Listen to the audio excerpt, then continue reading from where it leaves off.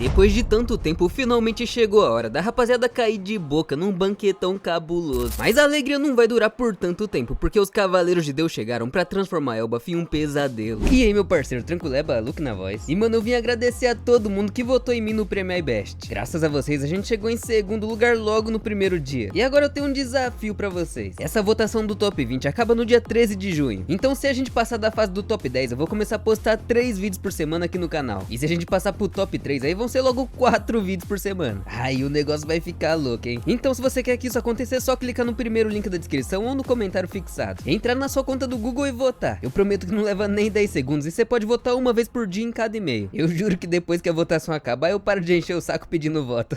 Então sem mais enrolação, bora pro vídeo. O Chopper e a Bonnie estavam completamente impressionados com o tamanho das letras nos livros, mas eles não conseguiam ler porque tava tudo escrito com a mesma escrita dos poneglifos. A Pirralha pergunta se aquela coruja gigante tá viva, e o Saul conta que sim, aquele é o Biblo, mestre da biblioteca, e dizem que ele tá ali há centenas de anos. Mas tudo que eles sabem é que a coruja aumenta todos os livros que entram no seu território, e já que Elbaf não é associada ao governo mundial, eles não recebem aqueles jornais que as gaivotas trazem. Mas ali na biblioteca da coruja, eles conseguem ler os jornais minúsculos que os pescadores trazem do mar. Então a Lilith fala que aquela coruja deve ter comido a fruta do crescimento, e é a habilidade perfeita pra se ter em um país de gigantes. A Bonnie tava brincando de parkour e quase caiu lá de cima do corrimão, mas a cientista salva ela antes de virar panqueca. O Saul pergunta se isso traz lembranças pra Robin, e o Chopper queria saber se tinha algum livro de medicina por aqui. E ela conta que sim, mas a maioria dos livros é sobre arqueologia e história. O Saul conta que tem alguns que foram feitos em Elbaf, mas o problema é que os livros que já eram grandes não vão encolher. Enquanto isso, Luffy tava traumatizando as crianças gigantes lá na escola da Morse. Eles estavam pendurados no balanço gigante, mas o capitão balançava tão alto que eles estavam quase chegando nas nuvens. E o Sop tava quase infartando junto com os moleques. Ainda mais depois que a mão dele escorregou e ele quase foi parar no espaço. Depois disso, a Nami vai dar uma surra neles e sobrou até pro coitado do Sop que era vítima. E manda eles olharem pras pobres crianças que estavam morrendo de medo. Mas esses aí não passavam de um bando de bunda mole sortudos e foram chorar nos balões mágicos da Gerd. Com o Luffy puto porque guerreiros não podem chorar. Mas o Sanji fala que as crianças daqui estão sendo criadas pra ser gentis e de coração puro. Só que depois que viu aquele pivete desgraçado se esfregando todo na Gerd, mudou completamente de ideia. Enquanto isso, o Colum caminhava pela floresta ansioso pra encontrar o Yonkou Luffy, mas acabou dando de cara com o Frank primeiro, que tava impressionado com o tamanho das árvores. Lá na escola, as crianças se divertiam na piscina e balançando igual gente normal. E o Zorão foi tirar um ronco porque perdeu todo o interesse quando descobriu que não era uma escola de guerreiros. O casal foi fazer colares com as meninas, o Soul King foi tocar um rock pros moleques e o Jinbe tava apreciando a cachoeira. Só que o Luffy e o Sop estavam decepcionados até agora, mas nem podiam reclamar porque Elbaf tá indo na direção certa, que é a paz. Só que não por muito tempo, porque daqui a pouco os Cavaleiros Sagrados estão chegando pra transformar Elbaf em um verdadeiro pesadelo. E quando eles menos esperam, o Colum chega gritando que finalmente encontrou o Mugiwara. Só que ele vem completamente diferente das outras crianças, afundando uma espada de madeira no moleque. O Luffy não entende nada porque achou que só tinha bundão nessa ilha, e quebrou aquela espadinha no meio sem o menor esforço. Ainda deixou as coisas no nível de um gigante, ativou o Gear Third pra meter um elefantogun no chão que derrubou o pivete. E caiu todo sorridente porque finalmente encontrou um guerreiro com garra. O Sop fala que ele exagerou, só que o Luffy nem encostou nele. Mas todas as crianças ficaram desesperadas, chamando o Luffy de violento e assustador. Mas o Colum tava impressionado, falando que então essa é a força de um imperador do mar. As crianças também tinham medo do Colum e chamavam ele de Brutamontes, já que ele nem ia pra escola e só pensava em briga. E o mini guerreiro manda eles calar a boca porque odeia covardes como eles. Até que a Ripley chega falando que o Colum tá causando problemas de novo, mas ao invés de brigar com ele, falou que aquela espadada não foi tão ruim assim. Então o Pivete volta a rir e entrega as Lingoberries favoritas da mãe dele. O Sanji fica incrédulo que o Colum é filho dela, e o Sop fala que a educação dela pro Colum é totalmente diferente dos outros alunos. A Nami vem xingar o Luffy de novo, mas ele não teve escolha, senão ia ser esmagado. E até o Zoro fica empolgado porque o moleque era corajoso de enfrentar o Luffy com aquela porcaria de espada. O Colum conta que o pai dele é humano também e todo mundo fica surpreso, se perguntando como um humano macetou uma gigante de respeito como a Ripley. Ele fala que o pai dele era um pirata tão forte que não perderia nem pros guerreiros de Elbaf. A Ripley conta que o marido dela é mais novo que ela, mas fica bravo porque é o único que tá ficando velho, então não quer casar com ela. E o Sanji fica puto, perguntando quem é esse bastardo que tá jogando fora uma chance de ouro dessas. A barriga do Luffy começa a roncar de tanta fome, já que eles adiaram o banquete e não comeram nada desde que chegaram em Elbaf. O Colum fala que quer participar do banquete na vila, e o Luffy se anima só de pensar em carne. Então a Nami fala pra eles irem buscar a Robin pra ir encher a pança. Quando chegam na biblioteca, os dois patetas também se surpreendem com o tanto de livro que cabia ali, principalmente porque eram todos livros enormes. Se um desses cair na cabeça deles, era papo de estampa de camisa na hora. A Nami chama a Robin pra ir comer, só que ela queria conversar mais com o Saul, então falou que vai pro banquete mais tarde. E o Barbudão conta que os banquetes de Elbaf sempre duram 3 dias e 3 noites, então tem bastante tempo ainda. O Chopper e a Bonnie também vão ficar pra ler, e a Lilith ia conseguir o green card dela pra morar em Elbaf. O Frank chega falando que descobriu uma coisa incrível. Na verdade, essa ilha inteira é uma árvore da joia de Adan, a madeira mais forte do mundo que ele usou pra construir o Sunny. O Saul fala que existem várias árvores Adan espalhadas pelo mundo, mas a daqui tá viva há milhares milhares de anos. Então o Frank também ia ficar pra pegar na madeira. E o Luffy fala que vai na frente porque tá morrendo de fome. Só que a Guard pede pra ele esperar e todo mundo fica esperando ela falar. E ela fala que tem um favor pra pedir pra eles. Na verdade ela queria colocar todos os humanos ali com roupa de Elba. E ficou igual uma criança na loja de brinquedos quando viu o Brook trajadão igual um guerreiro gigante. O Frank também ficou todo estiloso com aquele traje. E o Jinbe fala que nunca usou algo assim. E é claro que a Robin continua linda como sempre, né? Agora sim eles estavam parecendo os guerreiros de Elba. Ficaram tão animados que até o esqueletão foi fazer um super. E a Gerd estava sentindo que realizou um sonho de tão feliz. O Frank pergunta por que ela tem roupas daquele tamanho. E ela conta que faz roupas para pequenos humanos como o Robin. Aí o Zoro fala que ela é igual aquele pervertido do Road. E ela fica desesperada, falando que só faz roupas e nada mais. O Gado Supremo já vai xingar ele por ser grosso com uma princesa. E eles já iam sair na porrada pra mostrar o que é grosso de verdade. Só que o Luffy não aguentava mais esperar pra comer. Então eles finalmente vão voltar pro banquete. A Gerd remava no barco voador e o Luffy grita que vai esperar por eles na vila. E o Sop já tava pelo menos 1% mais corajoso desde que chegou na ilha. Já que ele tava sentado na borda do barco e se caísse dali ia cair igual um meteoro no chão. Ele e o Luffy voltam a cantar que finalmente saíram do East Blue e chegaram na ilha dos guerreiros mais fortes do mundo. Tirando o fato que as crianças são tudo covardes e não querem mais virar guerreiros. E agora o banquete ia finalmente começar. Tava todo mundo esperando eles chegarem pra cair de boca num bifão. O Brog conta que esses são os pequenos humanos que entenderam o orgulho dos gigantes e ficaram ao lado deles. Também libertaram o Kaishi Oimo depois de serem enganados por tantos anos. E salvar a vida do Hajurudin quando sua própria existência estava prestes a ser apagada. Por isso eles davam as boas-vindas pros seus amigos que são pequenos em tamanho, mas gigantes em seus corações. O Dory manda ninguém subestimar eles, porque o Luffy do Chapéu de Palha é um dos 4 imperadores do mar. E até o grito desses caras é gigante, cê é louco. O Brog conta que eles são os famosos guerreiros que salvaram o ano e derrotaram os monstruosos Kaido e Big Mom. E fizeram um brinde literalmente gigante ao Chapéu de Palha. Todo mundo levanta a cerveja, mas começa uma chuva de cachaça em cima da Nami. E o Brook não desperdiçava nenhuma gota, porque parecia que tinha um mar de bebida ali. O Jinbe e o Zoro ficaram surpresos porque o Goró de Elbaf é bom demais. E um bigodudo vai servir mais porque eles têm bom gosto. O Sanji experimenta a comida e fala que tem um tempero perfeito pra uma comida tão grande. Então com certeza foi feita por um cozinheiro incrível. Aí duas beldades gigantes vão chamar o maluco pra beber com elas. E o coração do padeiro quase sai pela boca de tanta felicidade. Agora ele nem sabia se o verdadeiro All Blue era aqui com tantas mulheres gigantes ou lá na Ilha dos Homens Peixes cheia de sereias. Mas lá eu acho que ele ainda foi um pouco mais sortudo. Lá no céu outros gigantes falam que o Chapéu de Palha finalmente voltaram. E um barbudão fala que é raro eles terem convidados tão pequenos. O Luffy e o Sop ficam incrédulos quando descobrem que o Stansen era aquele gigante que tinha sido capturado em Sabaody. Aquele mesmo que foi salvo por eles e pelo Rayleigh no leilão de escravos. E prometeu retribuir o favor quando encontrar eles de novo. E agora ele tava com a barba tão grande que o Sop nem tinha reconhecido. O Hajurudin fala que o Stansen é um grande amigo de infância e nem sabe como agradecer eles. E quando o Hajurudin contou que virou subordinado do Luffy, o Stansen achou que só podia ser coisa do destino. Do nada todo o chão começa a tremer e aquele velhote fala que todo mundo tá se divertindo. E geral fica feliz porque o chefe Jaru chegou pro banquete. Só que ele era tão grande que tinha literalmente o tamanho de uma montanha. Os outros gigantes pareciam humanos perto dele. Esse é um herói dos gigantes e o cara mais velho do mundo com 408 anos. Tirando o Imusama que já tá vivo há pelo menos 800 anos, né? O Jaru fica feliz de ver humanos depois de tanto tempo. Mas o Luffy quase tem um treco gritando pro velhote que tem uma espada fincada na cabeça dele. Mas o barbudão ri falando que o capacete dele salvou ele. Só que a espada tava completamente atravessada e já tinha parado no cérebro do velho. E mano, se prepara, porque agora você vai conhecer 1% da verdadeira força dos Cavaleiros Sagrados. Lá no castelo, os guardas ficam impressionados que aqueles humanos pequenos conseguiram entrar, falando que eles são péssimos guardas e perguntam se eles também são do bando do Chapéu de Palha. Só que a Gunko fala que eles estão atrás de uma pessoa chamada Loki. Os gigantes racham o bico perguntando o que eles querem com um criminoso como ele. Ele matou o grande rei Harald deles e falaram que não tem ninguém aqui no castelo. Então ela manda eles contarem onde o Loki tá. Só que eles não podiam porque se libertarem o chifre deles estão ferrados. E já que é assim, ela não tinha escolha senão usar a força. O gigante começa a se debater sem entender nada, gritando que tava sentindo muita dor e todos os ossos dele pareciam que estavam se quebrando. Ele cai no chão com os olhos revirados e desmaia de tanta dor. Aí a Gunko fala que não fez uma pergunta, ela tava ordenando que ele contasse onde o Loki tá. E se o outro gigante não respondesse, ia ser o próximo a conhecer o inferno. No próximo episódio, esses dois demônios vão conseguir a força e localização do Loki. Vão se encontrar com ele e revelar sua verdadeira identidade pra fazer uma oferta. O título do próximo episódio é Um Encontro com Loki, Gunko dos Cavaleiros de Deus. E mano, agora sim vai começar a verdadeira porradaria de Elbaf. Se você gostou e quer que eu traga o próximo episódio assim que lançar, já comenta o One Piece 1165. Lembrando que se você quiser me apoiar no iBest, é só clicar no primeiro link da descrição ou no comentário fixado. Eu prometo que não leva nem 10 segundos e você pode votar uma vez por dia. Muito obrigado pra você que ficou até o final. Eu vou ficando por aqui. Valeu e falou.